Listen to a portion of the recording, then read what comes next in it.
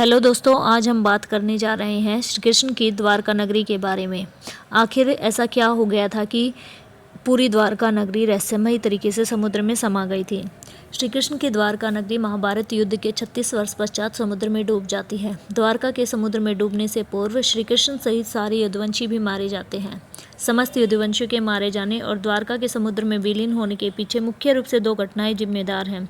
एक माता गांधारी द्वारा श्री कृष्ण को दिया गया श्राप और दूसरा ऋषियों द्वारा श्री कृष्ण के पुत्र शाम को दिया गया श्राप।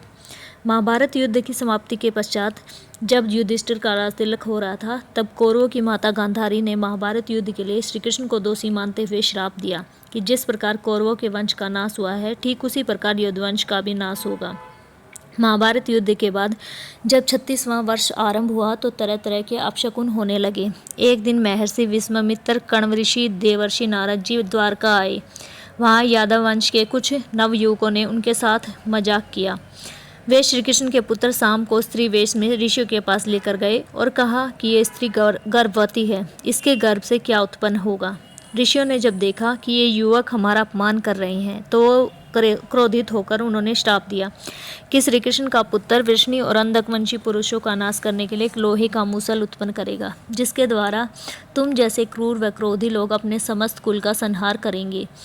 केवल श्री कृष्ण व बलराम ही बचेंगे। श्री कृष्ण को जब यह बात पता चली तो उन्होंने कहा, ये बात अवश्य सच होगी। मुनियों के श्राप के प्रभाव से अगले ही दिन शाम ने मूसल उत्पन्न किया। जब यह बात राजा उग्रसेन को पता चली तो उन्होंने उस मूसल को चुराकर समुद्र में डलवा दिया। उसके बाद राजा उग्रसेन व श्री कृष्ण ने नगर में घोषणा करवा दी कि आज से कोई भी वैष्णि और अंधकवंशी अपने घर में मदिरा तैयार नहीं करेगा। जो भी व्यक्ति छिपकर मदिरा तैयार करेगा उसे मृत्यु दंड दिया जाएगा। घोषणा सुनकर द्वारका वासियों ने मदिरा न तैयार करने का निश्चय किया। इसके बाद द्वारका में भयंकर अपशकुन होने लगे। प्रतिदिन आंधी चलने लगी। चूहे इतने बढ़ गए कि हर जगह मनुष्यों से ज़्यादा दिखाई देने लगे। वे रात में सोए हुए मनुष्यों के नाखून व बाल कुतर कर खा जाया करते थे। सारस, उल्लू की, बकरे, गिद्दड़ों की आवाज़ निकालने लगे। गायों के पेट से गधे व कुतियों से बिलाव व नेवलियों के गर्भ से चूहे पैदा होने लगे। उस समय यदुवंशियों को पाप करते शर्म नहीं आती थी।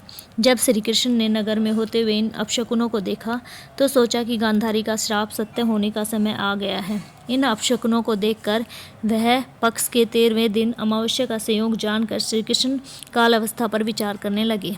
उन्होंने देखा कि इस समय वैसा ही योग बन रहा है जैसे महाभारत के युद्ध के समय बना था। गांधारी के श्राप को सत्य करने के उद्देश्य से श्री कृष्ण ने यदुवंशियों की तीर्थ यात्रा करने की आज्ञा दी। श्री कृष्ण की आज्ञा से सभी राजवंशी समुद्र के तट पर प्रभास तीर्थ आकर निवास करने लगे। प्रभास तीर्थ में रहते हुए एक दिन जब अंधक व वृष्णि वंशी आपस में बातें कर रहे थे, तभी सात्यकी ने आवेश में आकर कृतवर्मा का उपवास व अनादर कर दिया।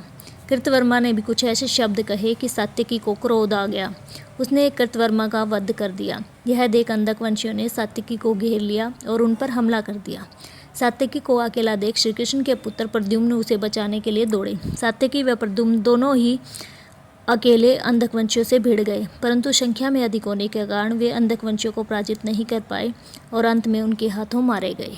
अपने पुत्र व सात्यकी की मृत्यु से क्रोधित होकर श्री कृष्ण ने एक मुट्ठी एरका का घास उखाड़ ली। घास हाथ में आते ही वह लोहे का मूसल बन गई। उस लोहे के मूसल से श्री कृष्ण सभी का वध करने लगे। अब जो कोई भी उस घास को उखाड़ता वह मूसल में बदल जाती। ऐसा ऋषियों के श्राप के कारण हुआ। उस मूसल के एक ही प्रहार से प्राण निकल जाते थे। उस समय काल के प्रभाव से अंधक, भोजशिनी व वृष्णि वंश के वीर मूसलों से एक दूसरे को मारने लगे। सभी आपस में लड़ते हुए मरने लगे। अंत में केवल श्री कृष्ण के सारथी दारुक ही शेष बचे थे। श्री कृष्ण ने दारुक से कहा कि तुम तुरंत हस्तिनापुर जाओ, अर्जुन को पूरी घटना बताकर द्वारका ले आओ। दारुक ने ऐसा ही किया। इसके बाद श्री कृष्ण बलराम को उसी स्थान पर रहने का कहकर द्वारका लौट आए। द्वारका आकर श्री कृष्ण ने पूरी घटना अपने पिता वसुदेव जी को बताई। यदुवंशियों के संहार की बात सुनकर उन्हें बहुत दुख हुआ। श्री कृष्ण ने वसुदेव जी से कहा कि अर्जुन के आने तक स्त्रियों की रक्षा करें। इस समय बलराम वन में मेरी प्रतीक्षा कर रहे हैं, मैं उनसे मिलने जा रहा हूँ। इधर नगर की स्त्रियाँ रोने लगी। श्री कृष्ण ने उन्हें सांत्वना देते हुए कहा कि अर्जुन जल्दी ही द्वारका पहुँच जाएंगे, वह तुम्हारी रक्षा करेंगे। यह कहकर श्री कृष्ण बलराम से मिलने चल पड़े। वन में जाकर उन्होंने देखा कि बलराम जी समाधि में लीन हैं। उन्होंने कुछ समय पश्चात देह त्याग दिए। इसके बाद श्री कृष्ण वन में घूमने लगे। घूमते घूमते वे एक स्थान पर जाकर बैठ गए और गांधारी द्वारा दिए गए श्राप के बारे में सोचने लगे। श्री कृष्ण जी समाधि में लीन हो गए। उसी समय एक शिकारी हिरणों का शिकार करने के उद्देश्य से वहां आया और उसने दूर से ही हिरण समझकर बाण चला दिया। बाण चलाने के बाद वह शिकार को पकड़ने के लिए जैसे ही आगे बढ़ा तो उसने देखा कि योग में स्थित श्री कृष्ण जी हैं, तो उसे बड़ा ही पश्चाताप हुआ। श्री कृष्ण जी ने उसे शांत किया और अपने परम धाम स्वर्ग की ओर चल दिए। इधर दारुक ने यदुवंश के नरसंहार की पूरी घटना पांडवों को बता दी। यह सुनकर पांडवों को बहुत शोक हुआ। अर्जुन तुरंत ही वसुदेव जी से मिलने द्वारका की ओर निकल पड़े। द्वारका पहुंचने पर अर्जुन ने नगर की स्त्रियों को विलाप करते हुए देखा तो उनकी आंखों में आंसू आ गए। वह श्री कृष्ण जी को याद करने लगे। वह वसुदेव जी से मिले। अर्जुन को देखकर वसुदेव जी बिलख बिलख कर रोने लगे। वसुदेव जी ने अर्जुन को श्री कृष्ण का संदेश सुनाया कि द्वारका शीघ्र ही समुद्र में डूबने वाली है, अतः तुम नगरवासियों को तुरंत अपने साथ ले जाओ। यह सुनकर अर्जुन ने दारुक से सभी मंत्रियों को बुलाने के लिए कहा। उसने मंत्रियों से कहा कि मैं सभी नगरवासियों को इंद्रप्रस्थ ले जाऊंगा। द्वारका नगरी समुद्र में डूबने वाली है, अतः शीघ्र ही चलने की तैयारियां शुरू कीजिए। आज से 7वें दिन हम इंद्रप्रस्थ के लिए प्रस्थान करेंगे। अर्जुन ने वह रात महल में ही बिताई। अगली सुबह वसुदेव जी ने प्राण त्याग दिए। अर्जुन ने विधि विधान से उनका अंतिम संस्कार किया। उनकी चारों पत्नियां भी चिता पर बैठकर सती हो गई। इसके बाद अर्जुन ने प्रभास तीर्थ पर मारे गए सभी यदुवंशियों का भी अंतिम संस्कार किया।